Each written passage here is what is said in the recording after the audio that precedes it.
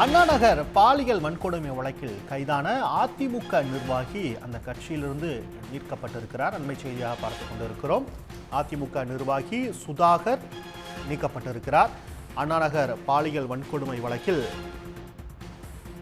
ஈடுபட்டதாக கூறி அவர் கைது செய்யப்பட்டிருக்கக்கூடிய சூழலில் அவரும் வழக்கை முறையாக விசாரிக்கவில்லை என காவல் ஆய்வாளர் ராஜையும் கைது செய்யப்பட்டிருக்கக்கூடிய சூழலில் தற்போது அதிமுக நிர்வாகி கட்சியிலிருந்து நீக்கப்பட்டிருக்கிறார். தென் சென்னை வடக்கு மாவட்ட வட்ட செயலாளரான சுதாகர் அந்த கட்சியிலிருந்து நீக்கப்பட்டிருக்கிறார். அண்மை செய்தியாக பார்த்துக் கொண்டிருக்கிறோம். செய்தியாளர் குணசேகரன் இணைகிறார். குணசேகரன், விவரங்கள்.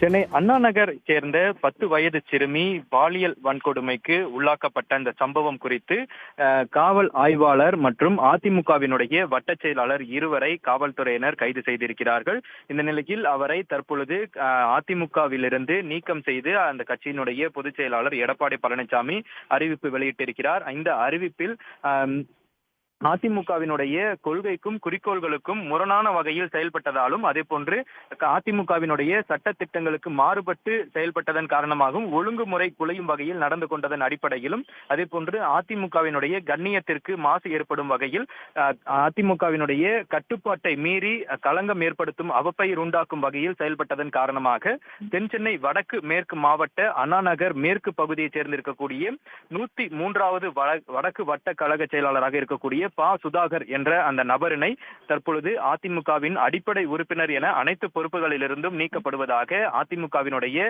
பொதுச் செயலாளர் எடப்பாடி பழனிசாமி இந்த அறிவிப்பின் மூலமாக தெரிவித்திருக்கிறார். இந்த நிலையில் அவர் ஏற்கனவே காவல்துறையினரால் கைது செய்யப்பட்டிருக்கக்கூடிய ஒரு நிலையில் அவரை தற்பொழுது கட்சியிலிருந்து நீக்கக்கூடிய ஒரு அறிக்கை தற்பொழுது அதிமுகவிலிருந்து வெளியாகி இருக்கிறது.